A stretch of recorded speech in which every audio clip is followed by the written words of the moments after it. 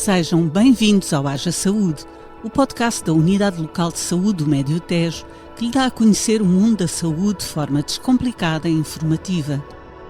Aqui vamos desvendar os mistérios do corpo humano, entender doenças, desmistificar mitos e recolher conselhos para uma vida mais saudável e feliz. Se já se perguntou qual é a diferença entre uma constipação e uma gripe, como prevenir doenças, como emagrecer de forma segura, ou que tipo de exercício físico deve praticar, este podcast é para si. A cada episódio, um tema diferente da saúde, em conversa com profissionais de diversas áreas da Unidade Local de Saúde do Médio Tejo. Sente-se confortavelmente neste consultório, acompanhe-nos nesta jornada pela saúde.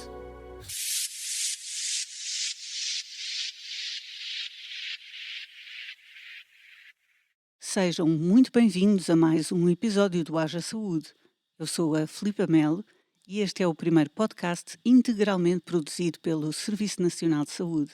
Hoje vamos falar sobre o líquido precioso e vital que nos corre nas veias, o sangue. Sabia que a cada segundo o nosso corpo produz cerca de 2 milhões de novos glóbulos vermelhos na medula óssea, substituindo aqueles que envelhecem e morrem? E que cada glóbulo vermelho dá uma volta completa pelo corpo a cada minuto, percorrendo uma distância verdadeiramente incrível?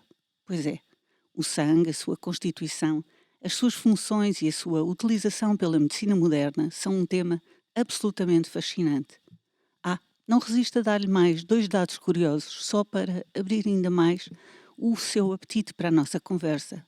O sangue representa cerca de 8% do peso corporal total de um ser humano e envelhece connosco, imagine-se. A composição do sangue muda com a idade, isto é, a produção de células sanguíneas diminui com o passar dos anos. Doutora Sandra Sousa, temos muito para conversar hoje, está visto. Seja muito bem-vinda ao podcast da ULS do Médio Tejo. Muito obrigada, boa tarde. Está aberto o consultório. Vamos lá, haja saúde.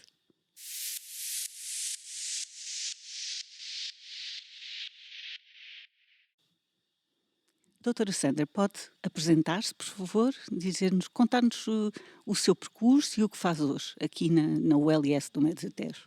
O meu nome é Sandra Sousa, sou médica especialista de imunohemoterapia e desde finais de abril de 22 desempenho a função de direção de serviço aqui no Médio Tejo. Frequentei o curso de Medicina na Faculdade de Medicina da Universidade de Porto, de onde sou natural, e especializei-me em imunohemoterapia no Hospital de Braga. Hemoterapia. Ou seja, estava a explicar-me há pouco que foi uma junção de 2 especialidades. Sim, antigamente, há umas décadas, a especialidade de hematologia e imunohemoterapia eram uma só, até que foi decidido dividir em 2 especialidades distintas. Nós estamos a falar de algo que, quando perdemos, quando nos cortamos, por exemplo, e vemos sangue, é um susto. Portanto, o contacto que as pessoas habitualmente têm com o sangue é este, não Sim. é? Ou seja, têm noção de que é uma coisa muito preciosa. O que é verdadeiramente o sangue? Pode apresentar o sangue? O sangue é uma mistura de várias células que estão suspensas num líquido chamado plasma. Que é, doutora, água, basicamente. Sim, água. 91% da sua constituição é água, os restantes 9% são proteínas, gases e nutrientes. Curioso. As células sanguíneas que estão suspensas então neste líquido que falamos são produzidas na medula óssea, como falou. E existem 3 tipos principais de células sanguíneas: as plaquetas, os glóbulos brancos ou leucócitos e os glóbulos vermelhos ou eritrócitos. E quais são os diferentes tipos sanguíneos e como é que eles são determinados? A generalidade das pessoas sabe que há um que dá para todos, certo? Mais ou menos. E que há outro que muito pouca gente tem, não é? Pronto, o que se refere que toda a gente acha que dá para todos é o grupo O, há quem diga 0, o grupo O RH negativo. Contudo, existem outros sistemas sanguíneos, além do sistema ABO e o fator RH, que têm de ser tido em conta e que para o sangue de um dador ser compatível com o sangue do doente que vai receber a transfusão, tem que haver compatibilidade nos vários sistemas sanguíneos e não só no AB0 e RH. Portanto, é mais apurado, não é? Muito mais. Num primeiro estádio, digamos, não é? Uhum. De fusão, porque é uma fusão entre dois sangues, não é? Exato. Entre dois Que tipos têm de que sangue. ser compatíveis. Uhum. E estava-me a dizer então quais eram os diferentes tipos sanguíneos? Então temos o grupo A, o Uhum. grupo A positivo ou A negativo, sendo o fator RH positivo ou Uhum. negativo. Temos o grupo O, positivo e negativo. O grupo B, positivo e negativo. E o Uhum. grupo AB, positivo e negativo. Mais ou menos por esta ordem de frequência que eu fui enumerando. Portanto, o AB é o mais raro, é É. isso? Muito, muito raro. Sim, são poucas as pessoas que É. são do grupo AB. É porque é assim, foi a Pois, natureza. isto na nossa população, Uhum. e é Nossa, ou assim, ocidental, portuguesa. sim, mas Uhum. também, em termos mais gerais, Uhum. pronto, tem a ver, penso eu, com a genética. Claro. Porque é que o sangue é tão, tão importante? Ou seja, quais são as funções do sangue? O sangue, tem várias funções. Uma delas é o transporte dos gases respiratórios. O sangue não circula livremente pelo corpo, ele circula, como falou, dentro de vasos sanguíneos, veias e artérias. O oxigênio que entra Uhum. nos nossos pulmões passa para o sangue, que segue até ao coração. E o Uhum. coração bombeia para todas as células do nosso corpo esse sangue, para lhe Portanto, fornecer oxigênio e uhum. nutrientes. Uhum. Portanto, é essencialmente o que o sangue transporta é oxigênio. E nutrientes. As nossas células, por outro lado, vão produzir dióxido de carbono e outros resíduos que o sangue vai recolher e transportar de novo para os pulmões, e Uhum. assim o dióxido de carbono é libertado através da respiração. Esta é uma das funções do sangue. É o transporte dos gases respiratórios, outra é o transporte dos resíduos dos metabolismos das células do nosso corpo, Porque as conforme também células disse. morrem As células todos os trabalham dias, e usam trabalham. oxigênio e Uhum. depois resulta dos resíduos desse trabalho o dióxido de carbono e outros resíduos. Uhum. Há outras funções do sangue relativamente aos glóbulos brancos, que é a defesa e a imunidade. E São os nossos principais aliados, não é, sim, doutora? Portanto, as principais doenças imunológicas têm a ver com os glóbulos brancos, é uhum. isso? Com deficiência Eh, nos glóbulos brancos? imunológicas, sim. Uhum.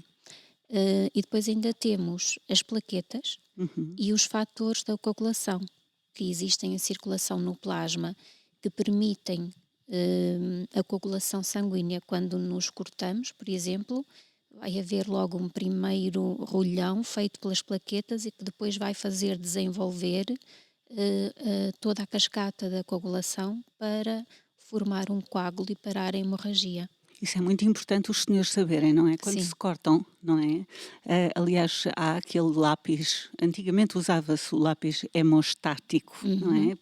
Porque é que ele faz parar o sangue? Porque deve ter algum fator que permite, algum fator hemostático. Eu Acelerar não a, conheço esse lápis. acelerar a coagulação, não Exato. é? E fazer essa, como é que a doutora chamou? Uma espécie É de um um rolhão. coágulo, um rolhão, sim. Uhum. Não sei se quer falar de outra função. Acho que são basicamente estas as 4 principais funções do sangue. E há pouco disse, enfim, eu já tinha falado na introdução, que a medula óssea tem um papel muito importante na produção das células sanguíneas. Como é que ela se processa? Ou seja, e depois como é que elas surgem? Onde elas têm que surgir? Uhum. Isto são perguntas absolutamente leigas, não é? Então, as células sanguíneas estão realmente produzidas na medula óssea. A medula óssea produz células hematopoéticas, progenitoras, que depois vão sofrer a sua evolução até se tornarem em células maduras, que depois vêm para a circulação sanguínea, que são estas que falamos, os glóbulos brancos, os glóbulos vermelhos, que circulam tanto no nosso sangue. É muito curioso porque poiesis é poesia, não é? Portanto, há aí alguma poesia nesse processo, tem que haver. Deve haver, com Deve haver, com certeza. certeza. Tem uma parte da palavra grega que Uhum. significa poesia. Depois do programa vou ver o que é que se passa entre o sangue e a poesia. Mas todo este processo é muito fascinante, Sim. e é muito bonito, não é? Uhum. Porque é sempre produção de vida, É, não é, doutora? é Ah, constante. tirando mesmo todo o processo do sangue, é positivo no fundo. Sim. Tirando a expulsão dos resíduos Uhum. mínimos e do dióxido de carbono, tudo é produção de vida e se calhar por isso é que o slogan de sangue é vida. É verdade. Agora, quais são as doenças e as condições de saúde que são tratadas com a transfusão de sangue? Ou seja, quando é que o sangue serve para salvar vidas?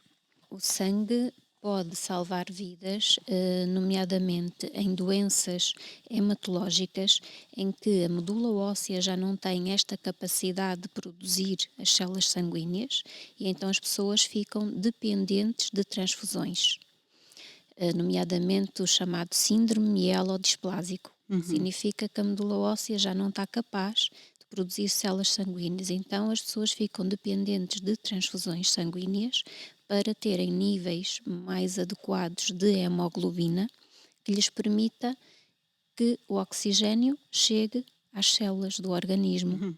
E há também situações, por exemplo, de situações de cirurgias, de grandes cirurgias, em que há grandes perdas sanguíneas, em que há necessidade também de transfusão de componentes sanguíneos.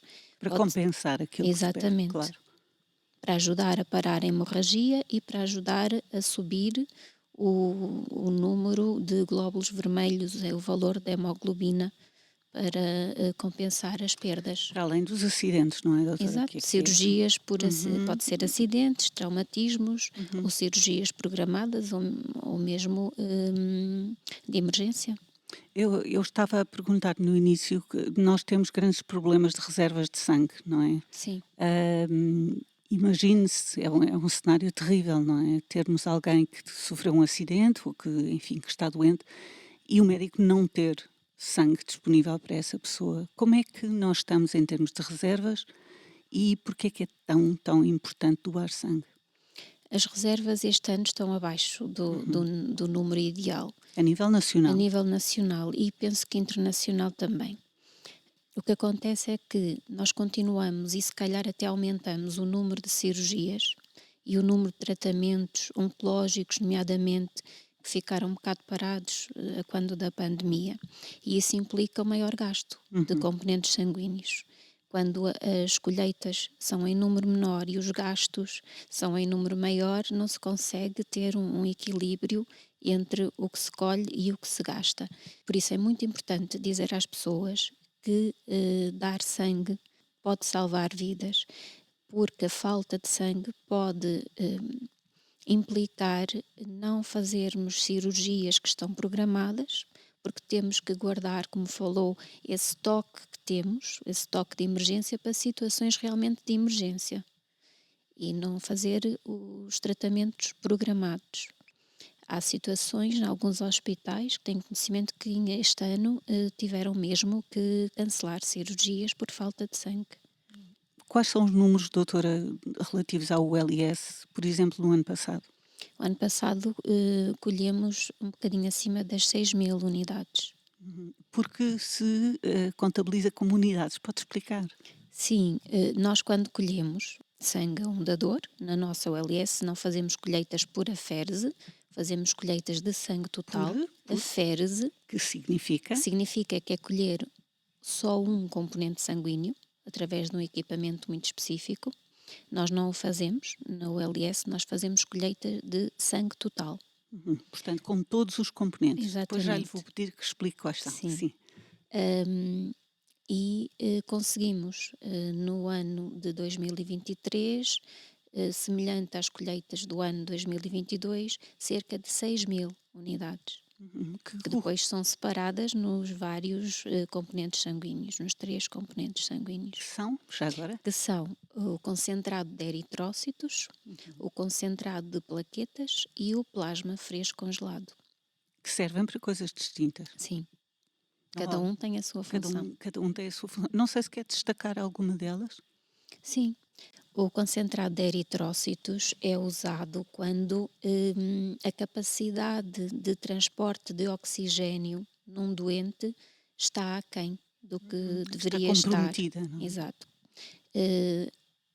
Pessoas, por exemplo, que não têm outras patologias, se tiverem uma anemia até 7 gramas, imagine, Uhum. que é baixo, mas nessas pessoas a capacidade de transporte de oxigênio pode ainda ser adequada e não necessitar forçosamente de subir o valor para assegurar o transporte de oxigênio, mas em doentes em que têm menor reserva de oxigênio, por exemplo, doentes com patologias respiratórias, do foro pneumológico ou cardíaco, apesar de terem até níveis mais altos que 7 gramas de hemoglobina, podem necessitar de transfusão de concentrado de eritrócitos, porque é essa a função dos eritrócitos. Uhum.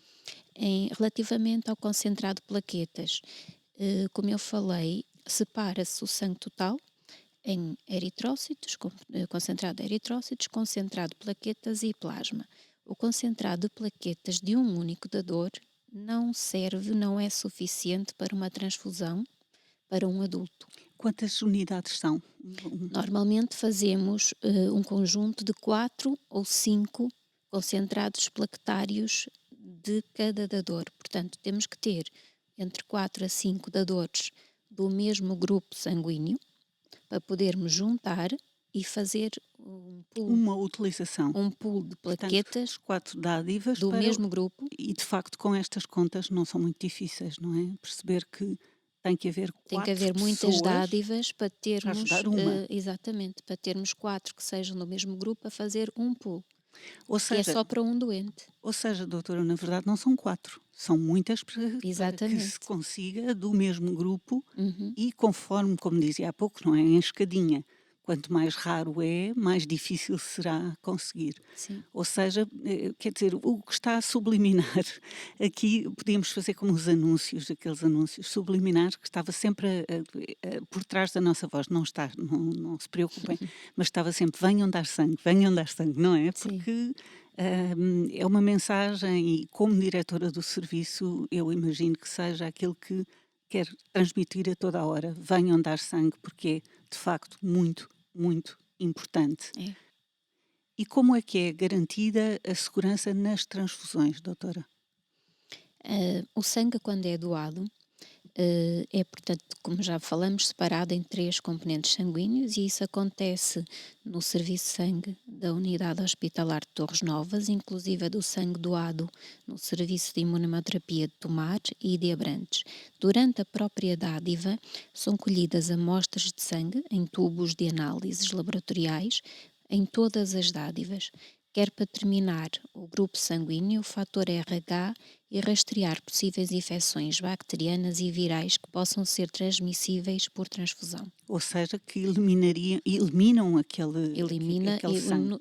leva a inutilizar esse sangue. Esse sangue inutilizado é dispensado. Exato. Ok. Em relação à segurança na transfusão, aqui garantimos que o sangue é seguro, fazendo estas análises, nomeadamente acrescentamos um teste de ácidos nucleicos, o NAT, que é uma das técnicas mais utilizadas para garantir a segurança do sangue, porque por meio deste teste é possível identificar vírus como o da hepatite B, da hepatite C, do HIV no sangue doado.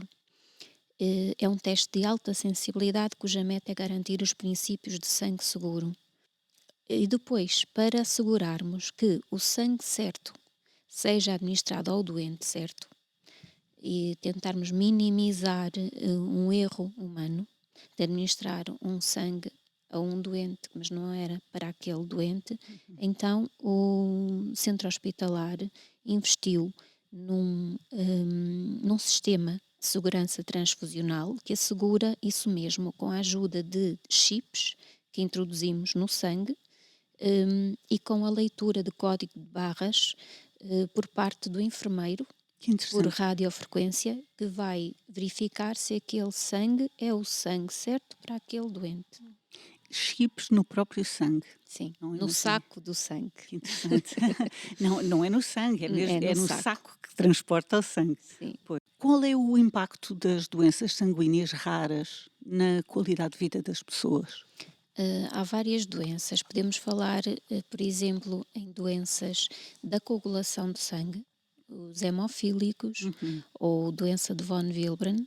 Essas pessoas têm hemorragias espontâneas se não fizerem reposição com o fator que têm em falta, o fator da coagulação. Portanto, não estanca o sangue, não é? Exatamente. E não é só quando se cortam, é hemorragias espontâneas, intraarticulares. Fazem como? Surgem como? Naturalmente? Podem logo no parto observar-se que tem uma hemorragia, por exemplo, intracerebral e faz-se o despiste porque é que tem esta hemorragia e chega-se à conclusão, por exemplo, que é um doente hemofílico, que tem um déficit ou de fator 8 ou de fator 9 e começa logo a fazer tratamentos com reposição de fator. Portanto, mais uma vez, tem que ter uma ajuda externa, certo? Exatamente. Estes fatores antigamente eram produzidos através do plasma, mas atualmente também há, e é o que é mais usado, são fatores recombinantes, que são produzidos na indústria para estes doentes. Outras doenças que têm a ver com o sangue são as doenças hematológicas, como falei, de pessoas em que a medula já não produz as células sanguíneas adequadamente e que então dependem de transfusões sanguíneas. Doutora, fazemos aqui uma pequena pausa para escutarmos as informações úteis desta quinzena. Regressamos já à conversa com a doutora Sandra Sousa, já de seguida. Até já. Até já.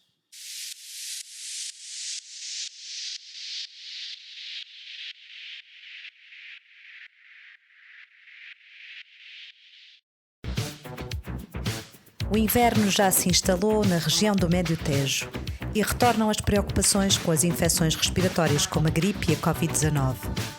Todos sabemos que estes vírus podem causar doenças graves, especialmente em pessoas com mais idade, com doenças crónicas ou com sistemas imunitários debilitados. A gripe e a Covid-19 podem levar a complicações como a pneumonia, insuficiência respiratória e, em alguns casos, até à morte. A melhor forma de se proteger e de proteger os seus entes queridos é através da vacinação. Já está vacinado? Não espere mais. As vacinas contra a gripe e a Covid-19 são seguras e eficazes na prevenção da doença, das suas complicações e são administradas sem custos a todos os cidadãos portugueses com mais de 60 anos, às grávidas e grupos de risco. Por que é que você deve vacinar-se? Vai reduzir o risco de doença grave. As vacinas ajudam a fortalecer o sistema imunitário, diminuindo a probabilidade de desenvolver formas graves da doença. Vai proteger os mais vulneráveis, como os idosos, as crianças e pessoas com doenças crónicas. E vai ajudar o Serviço Nacional de Saúde. A vacinação em massa ajuda a reduzir a pressão nos centros de saúde e nos hospitais. E como este episódio do Haja Saúde é dedicado ao sangue, deixamos outra informação relacionada com a vacinação. Muitas pessoas questionam se a vacinação pode interferir na doação de sangue. A boa notícia é que, de uma forma geral, a vacinação não impede a doação de sangue. No caso das vacinas contra a gripe e a Covid, recomenda-se apenas aguardar um período de 7 dias após a vacinação para poder doar sangue. Todas as recomendações vão ser transmitidas pelo profissional de saúde qualificado que o vai acompanhar durante a colheita de sangue.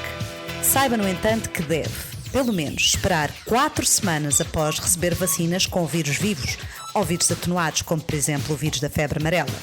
Deve adiar a sua dádiva de sangue 15 dias após o desaparecimento dos sintomas de gripe ou da Covid-19. Está definido o mesmo período de 15 dias desde a última toma de um antibiótico. Se estreou um dente, adie pelo menos a sua dádiva de sangue uma semana. Se foi sujeito a uma grande cirurgia, a uma endoscopia ou uma colonoscopia, deve adiar a dádiva de sangue por 4 meses. Já se foi uma pequena cirurgia, espere 1 mês. São necessários 4 meses para doar sangue se fez uma nova tatuagem ou um piercing e 3 meses se existiu alguma mudança de parceiro sexual. Viagens a algumas zonas endémicas podem requerer períodos de suspensão da dádiva de sangue entre os 28 dias a 3 anos. Quer marcar a sua dádiva de sangue numa das 3 unidades hospitalares da ULS Médio Tejo? Ligue para os seguintes números de telefone. Para a unidade de Abrantes, o contacto é o 241 360 722. Na unidade Tomar, ligue 249 193 527. Se pretender fazer a sua dádiva de sangue na unidade de Torres Novas, o contacto telefónico é o 249 193 181. Conheça os horários de colheita e as informações sobre dádiva de sangue no website da ULS Médio Tejo. Esperamos por si.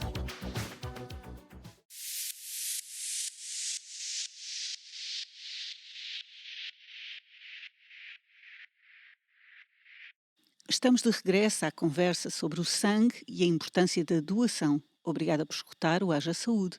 Hoje está connosco a doutora Sandra Sousa, diretora do Serviço de Imunohemoterapia.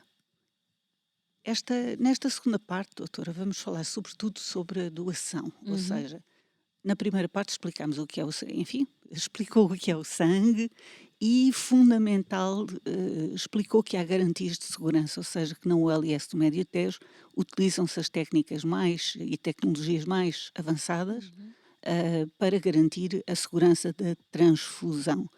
Começo logo por perguntar-lhe o que é que garante a segurança da doação. Antes da dádiva de sangue, é realizada uma avaliação clínica do candidato a dador de sangue por um médico qualificado para o avaliar. Além de determinar o peso, a altura, a hemoglobina e a tensão arterial, faz uma avaliação individual do candidato à dádiva. Essa avaliação das pessoas candidatas à dádiva de sangue baseia-se em critérios de elegibilidade e na avaliação, ou seja, se está apto ou não apto, e na avaliação individual do risco relacionado com comportamentos da pessoa, com vista a garantir a segurança dos doentes que vão receber esse sangue.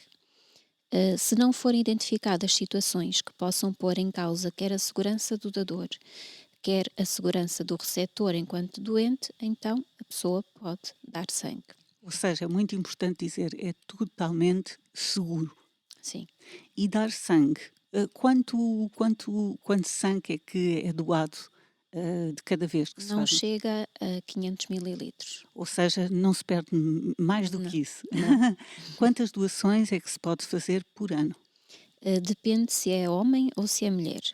No caso dos homens, podem fazer 4 doações durante 12 meses. Normalmente dizemos que é de 3 em 3 meses, não tem que ser exatamente assim, logo que seja em 12 meses, 4 dádivas, pode fazê-lo. No caso das mulheres, menos, porque têm fisiologicamente uma hemoglobina mais baixa que os homens, porque têm perdas sanguíneas das menstruações. Por todos esses motivos, devem dar só 3 vezes em 12 meses, que nós dizemos mais ou menos de 4 em 4 meses. Que engraçado, eu estava a pensar que nos homens é muito fácil, é exatamente quando fazem a declaração do IVA. É a forma mais fácil de fixarem, quando entregam a declaração do IVA, que é trimestral, vêm dar sangue, não é? Coincidir. Já não têm desculpa, porque com certeza se entregam a declaração também podem vir Claro. dar sangue. Enfim, Mas nós também os lembramos. fica aqui a Já podem mnemónica. vir. Agora, há um cartão nacional de dador ainda, doutora? Sim.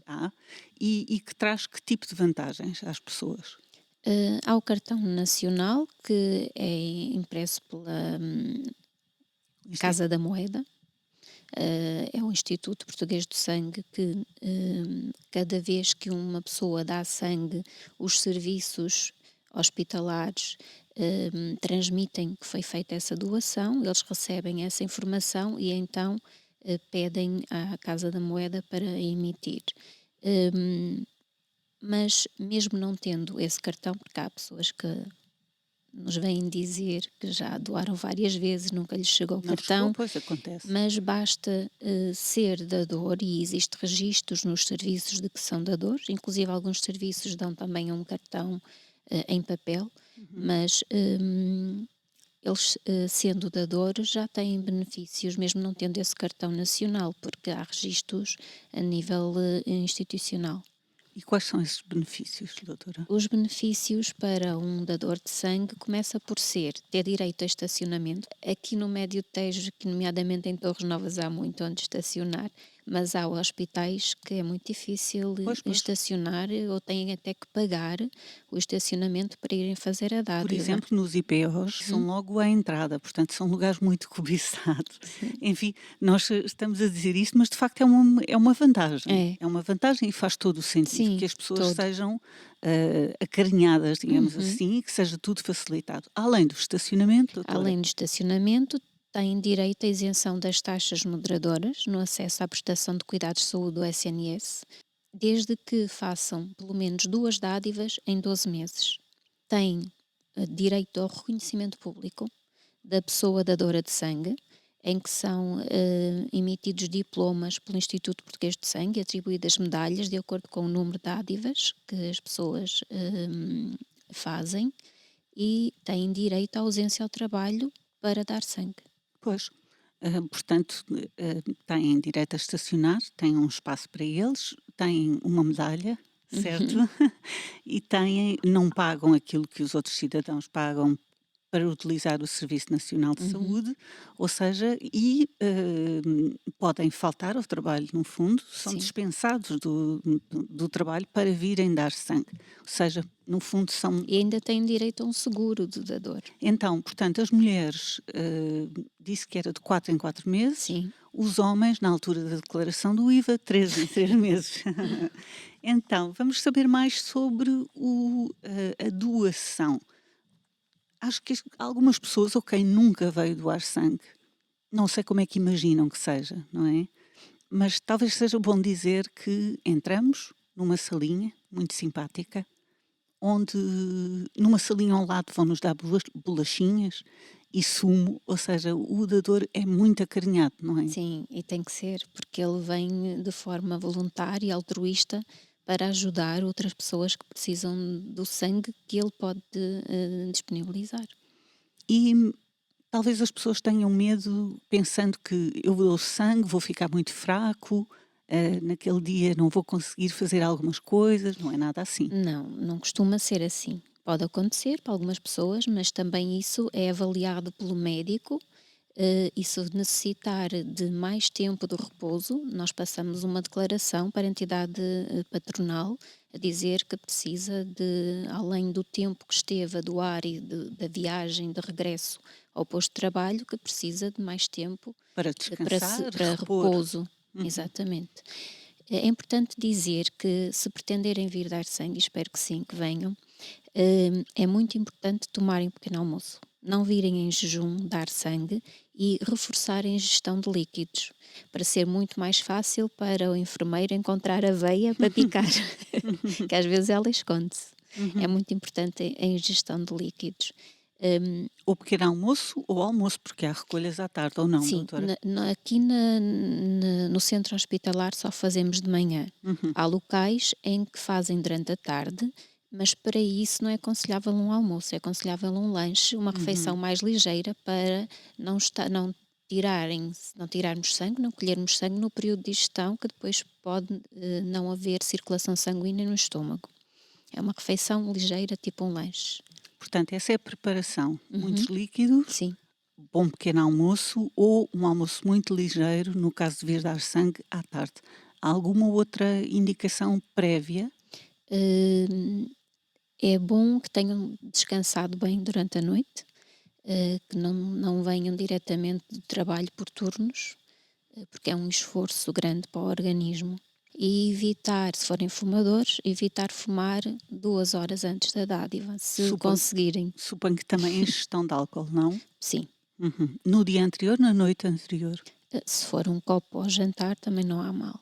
Mas não venham da discoteca. Não. Não venham diretos da discoteca para vir dar sangue. O sangue é preciso, sim, mas não é de toda a forma. Exato. E, na verdade, não é toda a gente que pode dar sangue. Quais são os critérios para selecionar os dadores, independentemente das condições físicas e médicas? Em geral, podem ser dadores de sangue todas as pessoas com mais de 18 anos. Com 17 anos podem também fazê-lo mediante consentimento dos pais, com 50 kg de peso e estilos de vida saudáveis. Depois, há situações que são avaliadas na consulta de triagem do dador pelo médico qualificado para o fazer. Um estilo de vida saudável implica não haver consumo de drogas, Exatamente. certo? Com certeza o médico avaliará que tipo de medicamentos é que toma Sim. a pessoa, mas é muito bom dizer que já não há o que houve em tempos, a questão da orientação sexual. Não. Em relação à orientação sexual, não há nenhum critério que impeça a dádiva, só não pode ser dador de sangue uma pessoa com prática sexual em contexto de transação comercial. Uhum, uhum. E há um primeiro questionário que é feito à chegada, certo, doutora? Sim. Esse questionário tem alguma pergunta sobre orientação sexual? Não. Pergunta é se teve relação sexual com o novo parceiro há menos de 3 meses, se teve relacionamento sexual com mais que um parceiro, com parceiros que consumam drogas, nomeadamente. Em relação à orientação sexual, não. Claro.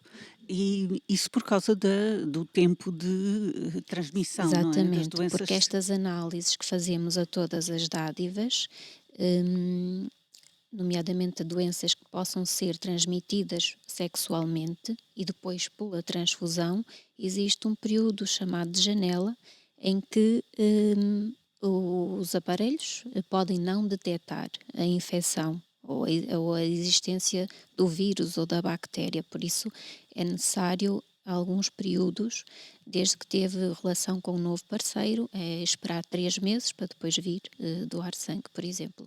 E é bom dizer que pode vir com tatuagens, Sim, pode vir desde com que tenha piercings. feito há mais de 4 meses. Muito bem.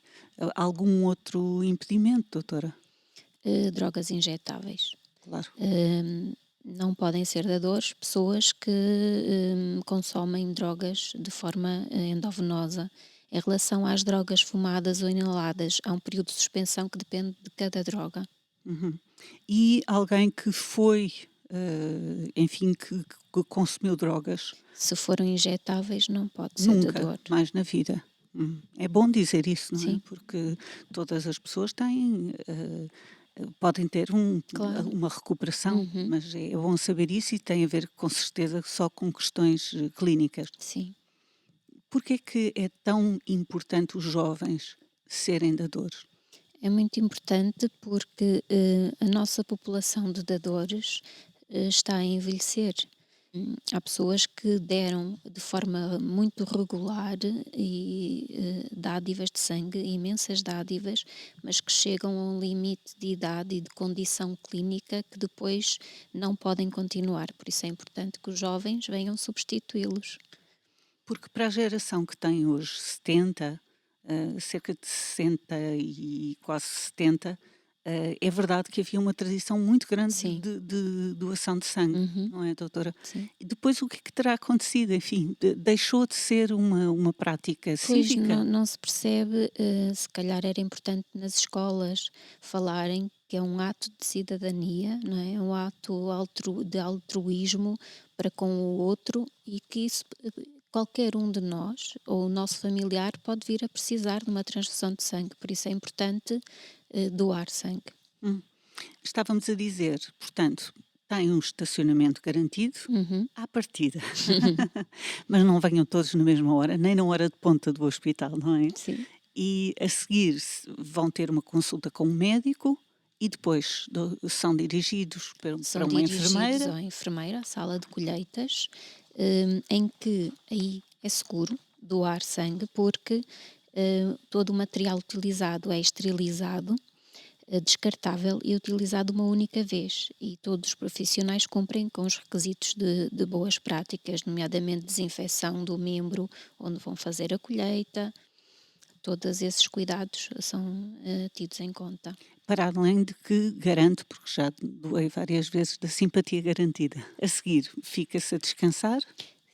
Sim, no final da dádiva deve novamente reforçar a ingestão de líquidos e fazer uma refeição ligeira que é oferecido no serviço. Portanto, as tais bolachinhas e um sumo, Ou maçãs, que é fornecido sim, pelo também próprio hospital. água, café.